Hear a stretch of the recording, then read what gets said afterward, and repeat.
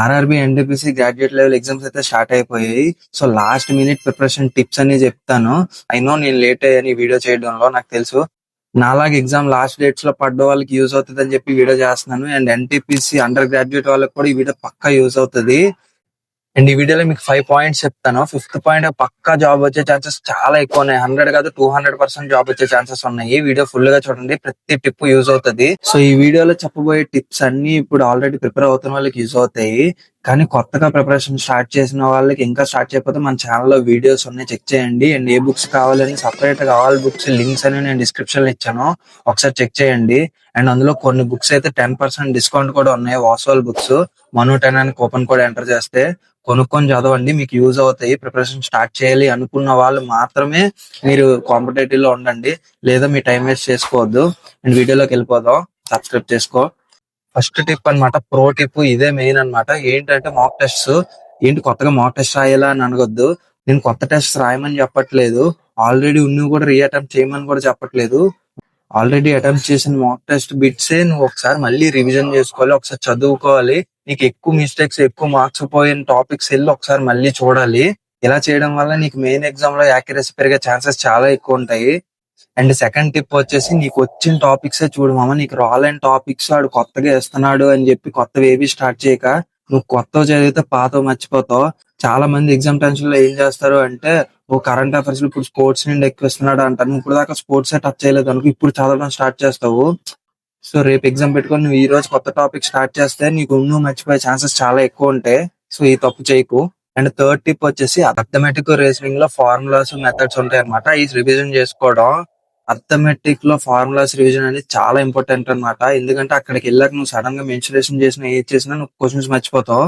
So main important topics profit and loss, simple interest, compound interest, boats and streams, time and work, time and distance, and mensuration, statistics, ఇవన్నీ నువ్వు చదువుకొని వెళ్ళు. ఆ formulas బాగా ఒకసారి బట్టి వీలైతే అవన్నీ చదువుకొని వెళ్ళు. అండ్ రీజనింగ్ లో కూడా మనకి నెంబర్ సిరీస్, లెటర్ సిరీస్ ఇవన్నీ ఇస్తాడు. అందులో కూడా నీకు మెథడ్స్ ఉంటాయి అన్నమాట. లైక్ ఎలా ఉంటది అంటే, ఇప్పుడు ఫస్ట్ సిరీస్ ఇచ్చాడు అంటే ఫస్ట్ మనం ఎడిషన్ చూడాలి, తర్వాత మల్టిప్లికేషన్ చూడాలి, తర్వాత స్క్వేర్స్ చూడాలి, తర్వాత క్యూబ్స్ చూడాలి, తర్వాత స్క్వేర్స్, క్యూబ్స్, ప్లస్లు చూడాలి. అలా ఉంటది అనమాట. ఫస్ట్ ఆర్డర్ ఉంటది, ఏ ఆర్డర్ ఫస్ట్ చూడాలనేసి. సో అలాంటివన్నీ ఒకసారి రివిజన్ చేసుకోండి. అండ్ ర్యాంకింగ్స్, సీటింగ్ అరేంజ్మెంట్ ఒక్కసారి సాల్వ్ చేయండి, అవి యూజ్ అవుతాయి. ఎందుకంటే పక్కా సీటింగ్ అరేంజ్మెంట్స్, ర్యాంకింగ్స్ ఇవన్నీ ఇస్తాడు. అండ్ మేము ఫిఫ్త్ టిప్ కి వెళ్లే ముందు ఫోర్త్ టిప్ ఏంటంటే, మంచి రెస్ట్ మామ. నీకు ఎగ్జామ్ డేట్ వరకు నువ్వు డైలీ మినిమం 8 to 10 hours పడుకోవాలి. అప్పుడు నువ్వు చదివిందంతా నీ మైండ్ కి ఎక్కుతుంది అనమాట. సో నువ్వు ఇన్ని రోజులు చదివిందల్లా నీ బ్రెయిన్ స్ట్రెస్ ఫీల్ అవ్వదు. సో ఎగ్జామ్ టైం కి వెళ్ళేటప్పుడు కూడా నీకు ఫ్రీగా ఉంటది. అండ్ ఎగ్జామ్ ముందు రోజు వీలైతే నువ్వు నీకు నచ్చిన పని ఏదైనా చెయ్యు. లైక్ మూవీకి వెళ్ళడమో, లేదా ఏదో నెట్ఫ్లిక్స్ లో చూడటమో, లేదా థియేటర్ అయితే థియేటర్, లేదా ఇంట్లోనే చూడటమో, లేదా క్రికెట్ ఆడటం, ఏదో ఒకటి చెయ్యి. అట్లీస్ట్ 2 hours అయినా చెయ్యు. నీ మైండ్ ఫ్రీ అయిపోద్ది, నీ బాడీ రిలాక్స్ అయిపోతుంది. నువ్వు ఎగ్జామ్ కి వెళ్ళేటప్పుడు ఫియర్ లేకుండా వెళ్తావు. అయితే సినిమా చూడటం ఇష్టం, పక్కా సినిమా చూస్తాను. కానీ నా డ్యూటీ టైమింగ్ వల్ల ఒకవేళ అవ్వకపోతే నేను మినిమం పడుకోవడానికి ట్రై చేస్తాను. ఎంత టైం వీలైతే అంత టైం పడుకుని పోతాను. సో ఏదో ఒకలా నా మైండ్ రిఫ్రెష్ అవ్వాలి. సో ఇది యూజ్ అవుతుంది.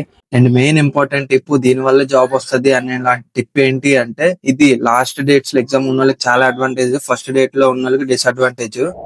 అదేంటంటే షిఫ్ట్ వైజ్ పేపర్ అనాలిసిస్ లు పెడతారనమాట. అంటే ఇప్పుడు 16th ఉంది కదా, 16th ఎన్ని షిఫ్ట్లు అయ్యా, ఆ షిఫ్ట్ లో పేపర్స్ ఎలా వచ్చాయి, ఏ టాపిక్స్ నుండి ఎక్కువ వచ్చాయి అని చెప్పి ప్రతి ఒక్కరు యూట్యూబ్ లో వీడియోస్ చేస్తారనమాట. అంటే ఏ టాపిక్స్ ఎక్కువ చూసుకోవాలి, ఏ టాపిక్స్ తక్కువ చూసుకోవాలి, ఏ టాపిక్స్ నుండి ఎక్కువ క్వశ్చన్స్ కవర్ అవుతున్నాయి, అండ్ ఎలాంటి క్వశ్చన్స్ ఎక్కువ ఇస్తున్నాడు. ఒక్కొక్కసారి రిపిటేటివ్ క్వశ్చన్స్ కూడా ఇస్తాడు అనమాట. నాకు గ్రూప్ డి బాగా యూజ్ అయింది ఇదే.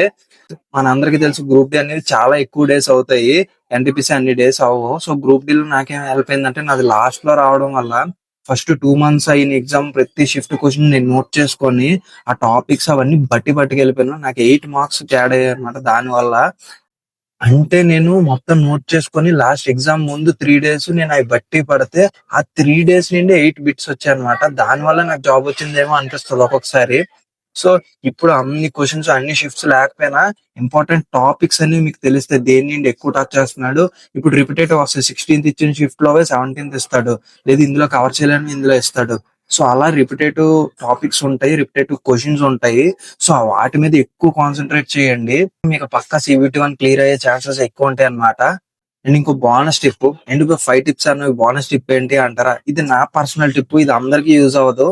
సో నేను ఇది చేస్తాను ఏంటి అంటే హానెస్ట్లీ నేను ఎక్కువ ప్రిపేర్ అవ్వలేదు. నాకన్నా ప్రిపేర్ అయ్యి మీలోనే చాలా మంది ఉన్నారు. ఈ వీడియో చూస్తున్న వాళ్ళనే నాకన్నా బాగా ప్రిపేర్ అయిన వాళ్ళు ఉన్నారు. సో వాళ్ళకి అంతగా రిలేట్ అవ్వదు. నాలాంటి వాళ్ళకి రిలేట్ అవుతుంది. ఏంటి అంటే మనం ఏం చేస్తాం అంటే ఇప్పుడు 100 మార్క్స్ 60 మార్క్స్ పెట్టుకొని వచ్చేస్తాము. ఎంత యాక్యురేట్ గా ఉన్నా సరే నార్మలైజేషన్ లో అంత ఎక్కువ మార్క్స్ కలవట్లేదు. సో మాక్సిమం ఎక్కువ నెంబర్ ఆఫ్ క్వశ్చన్స్ అటెంప్ట్ చేయడానికి చూడండి. నేను 80 to 90 మధ్యలో పెట్టడానికి చూస్తాను.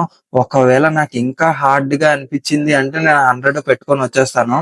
నేను ఆ రిస్క్ తీసుకోగలను. ఎందుకంటే నాకు తెలుసు నేను ఏవి కరెక్ట్ పెట్టగలను, ఏవి కరెక్ట్ పెట్టలేను అనేసి. సో మీకు ఆ అనాలిసిస్ మీకు తెలిస్తే మీ ప్రిపరేషన్ బట్టి మీరు ఆ రిస్క్ తీసుకోండి. యూజ్ అవుతది. ఎందుకంటే చెప్తున్నానంటే ఇప్పుడు నీకు 80 కరెక్ట్ అయ్యాయి అనుకో, 100 పెట్లా 20 తీసేసినా నీకు 70+ స్కోర్ వస్తది.